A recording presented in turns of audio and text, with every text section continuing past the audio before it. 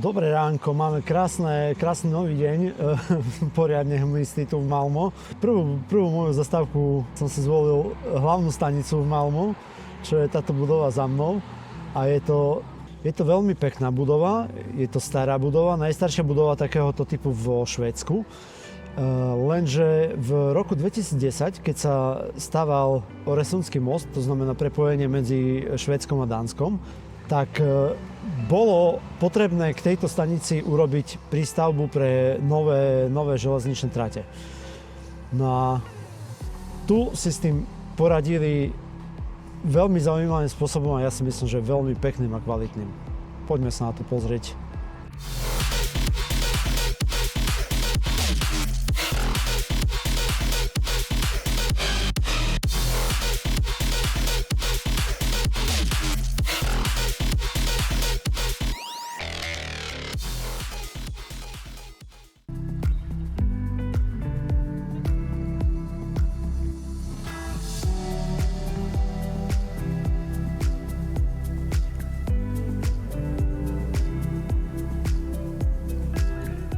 Tu za mnou v tejto časti sa nachádzajú nastupištia na starých koľajiskách. A takto to pokračuje pekne do starej staničnej budovy. A tu začína prístavba, sklenená budova a trate, ktoré vlastne spájajú Švédsko a Dánsko, idú takto podo mnou a sú to v podstate podzemné trate. Len tak mimochodom Popračania, nepripomína vám to niečo?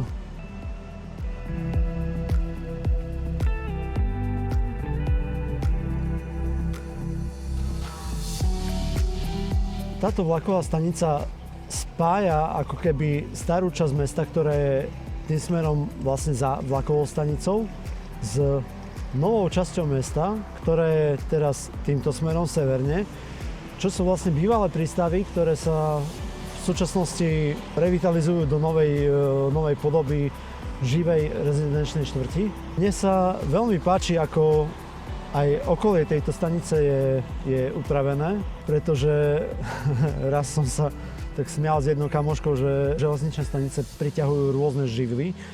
A tu by som povedal, že fakt, že to prostredie je naozaj že veľmi pekné a kultúrne, ale vo vnútri tejto stanice je to prostredie neskutočné. Tak krásne a kultúrne prostredie som na vlakovej stanici ešte nezažil.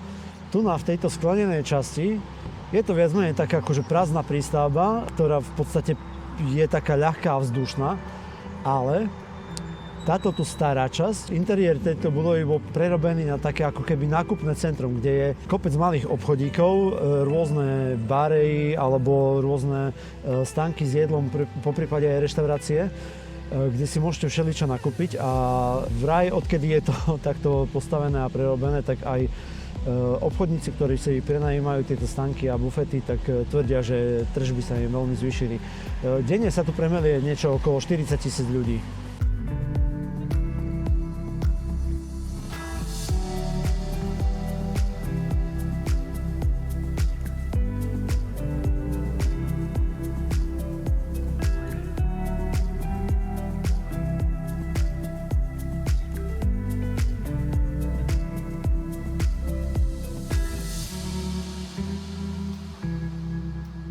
Kvôli rekonštrukcii budovy bol tu do boku starej časti urobený nový vchod, taký modernejší, ktorý je takouto presklenou strechou spojený s tou novou sklenenou prístavbou. Takto to pokračuje potom ďalej plynulo jednou cestou do tej prístavby.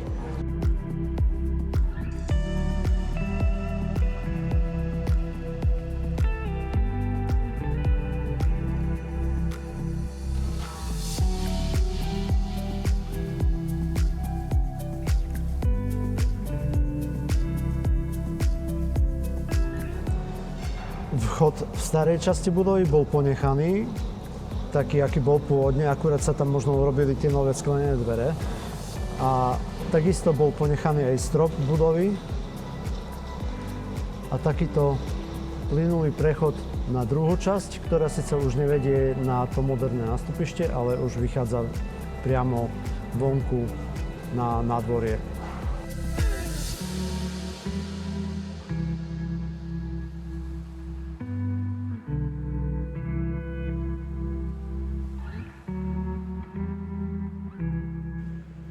No a mne sa neskutočne páči to, ako to vymysleli na stene v tomto podzemnom nádraží. Je také premietanie na niekoľko obrazoviek a ono to tak na seba nadväzuje, neviem, či to tam vzadu je vidno, ale ono to pripomína, ako keby boli okná vlaku a krajina, ktorá v podstate prebieha v tých oknách.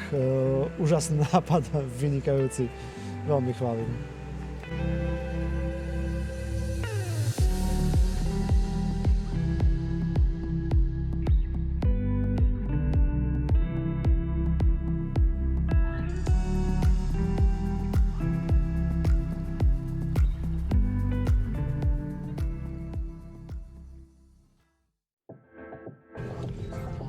No a ja som si hlavnú stanicu v Malmö nevybral náhodou, pretože keďže v Malmö máme krásny istý deň a asi by som nenatočil to, čo by som tam chcel natočiť, tak som si povedal, že idem na výlet a idem do takého mesta, ktoré je severne od Malmö, volá sa Helsingborg.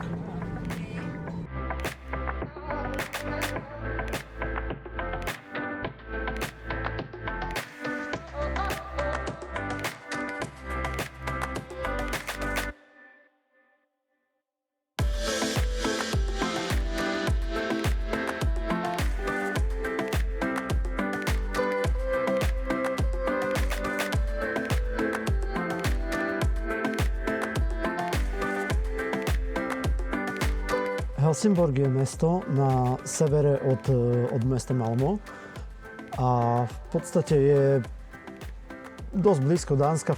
Je to cez tento úzky prieliv, obrazne povedané, čo by človek kamienom dohodil.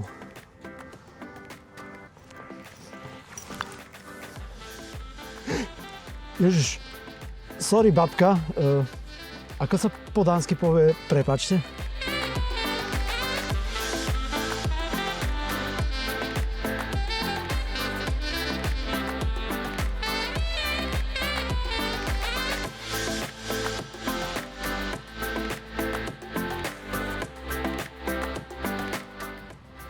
No a jednou zo stavieb, na ktorú som bol v Helsingborgu zvedavý, chcem vám ju teraz ukázať, ale trošku, aby ste pochopili kontext. Takže tu je hlavná stanica a takto tu podo mnou ide železničná trať týmto smerom na juh a tam za mnou je južné mesto. No a snahou bolo pri tvorení tejto budovy sprístupniť nádražie, ktoré je pod zemou, ľuďom, ktorí bývajú v južnom meste, ktorí prichádzajú na stanicu z juhu. Čiže potrebovali urobiť jeden taký obyčajný vstup dole na nádražie. No a urobili to veľmi pekným a zaujímavým spôsobom. Takouto zaujímavou striežkou, ktorá je zároveň aj parkoviskom pre bicykle.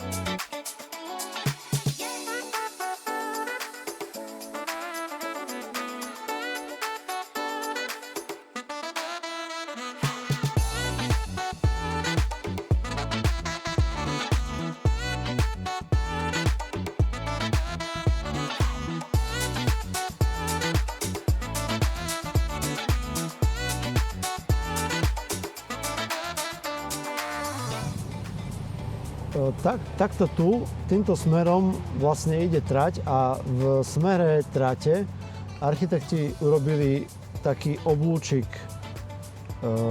na streche. V druhom smere, tu je to zasa rovné.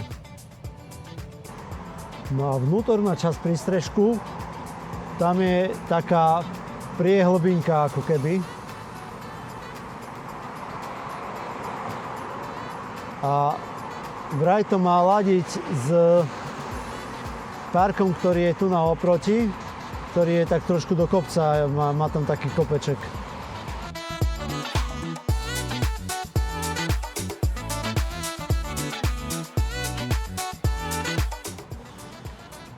Čiže materiál tejto steny je taký zaujímavý, pekný kamenný obklad, ktorý ako keby vychádzal až úplne z nástupištia, až do hora.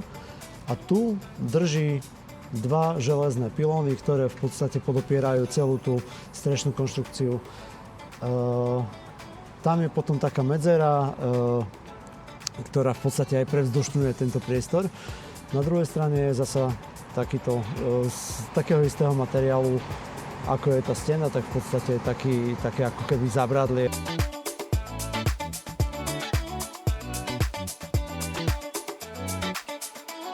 Tiež sa mi páči, ako elegantne je to materiálovo urobené. Kombinácia drevo, železo, kameň, sklo. A napríklad sa mi páči aj schody tu na nadráže, ktoré sú urobené z krásneho kameňa. Myslím, že to je travertín, ale nie som si istý.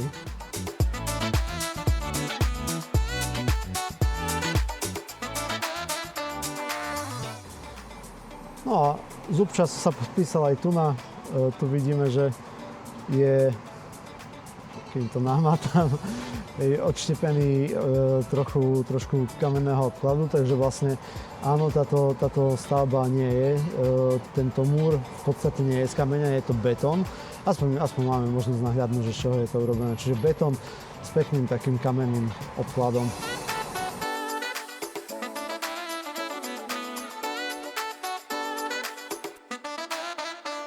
Na južnej strane tohto vchodu do parkoviska bicyklov je takýto informačný panel, taká užívateľská user interface, kde si vlastne môžete kúpiť lístok, pozrieť sa koľko je hodín, pozrieť sa kedy informácie o odchode vlakov alebo nejakých autobusov. Veľmi užitočná vecička.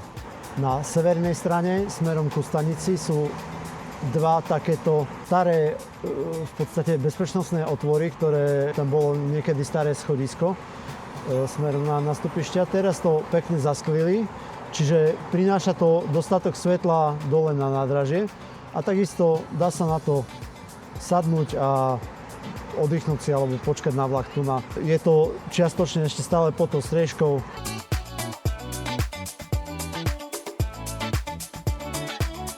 Fotky, ktoré som z tohto miesta videl, ukazujú aj to, že táto budova večer, pri večernom osvetlení, pretože aj s týmto sa tu veľmi rozumne pracovalo, tak úplne vyniká ináč. Ja sa dnes nikam neponáhľam. Pokiaľ sa bude dať, tak skúsim tu prísť ešte aj v čase, keď slnko zapadne, alebo keď sa bude stmievať, keď svetla sa rozsvietia.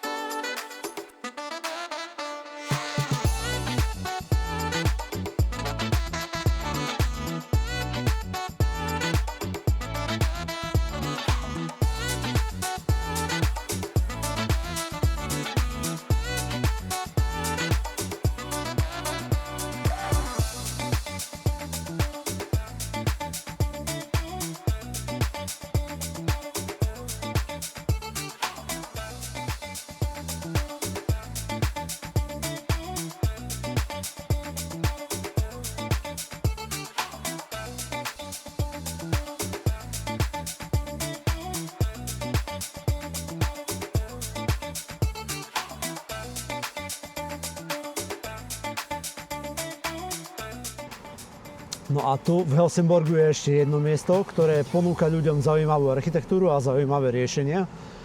A na to sa pôjdeme teraz pozrieť.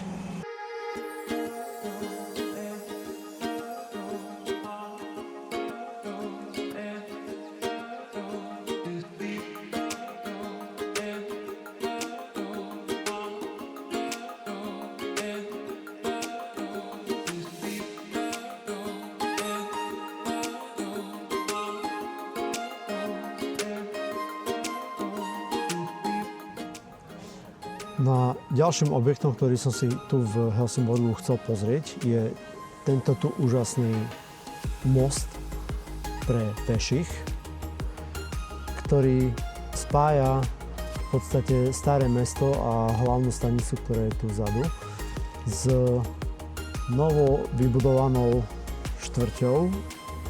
Zasa je to revitalizácia starého prístavu.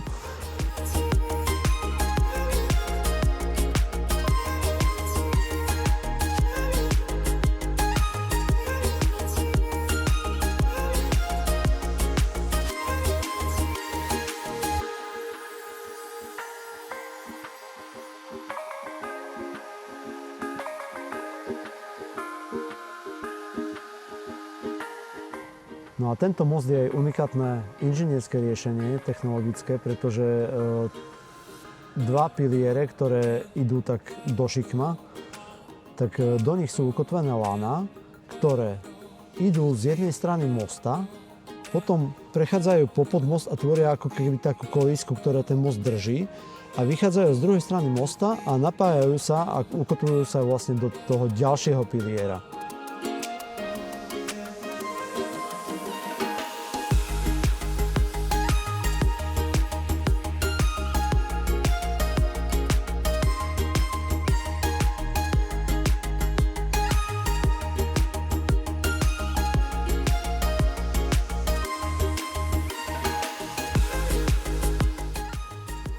No a materiál mosta je samozrejme zo železa, s tým, že je vydlaždený takou, alebo je tu na ňom položený taký koberec z takého lepenkového asfaltu.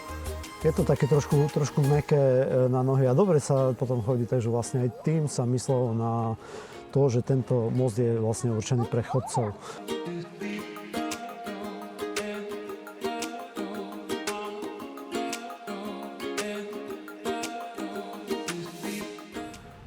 Na tamtej strane mosta pri tom pilieri je taký výstupok, ktorým je to v podstate taká vyhliadka na trajekt a na časť prístavu. A tu na tejto strane mosta je zasa výstupok, ktorý je taký logickým prepojením. Tam je taký žeriav, v podstate ako reminiscencia na starý prístav, ale je to detské ihrisko.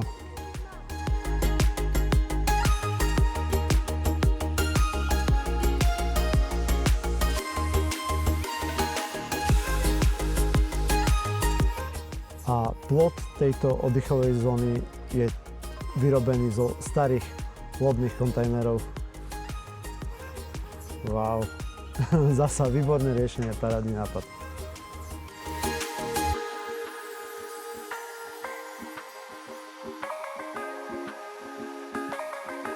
No a podľa môjho názoru hlavne zážitok bolo to, čo sa snažili tvorcovia tohto mostu sprostredkovať ľuďom, ktorí ho budú využívať. A aj to, že ako tu vidím, že tento most v podstate navštevujú ľudia, ktorí si ho prišli naozaj že len pozrieť, hej, poprechádzať sa po ňom, tak si myslím, že sa to veľmi dobre podarilo. A ja si myslím, že keď sa chce a nájde sa vôľa a možno, že aj peniaze, tak sa trochu tej námahy a dobrej práce dá vynaložiť na to, aby sa takéto zážitky dali ľuďom poskytnúť.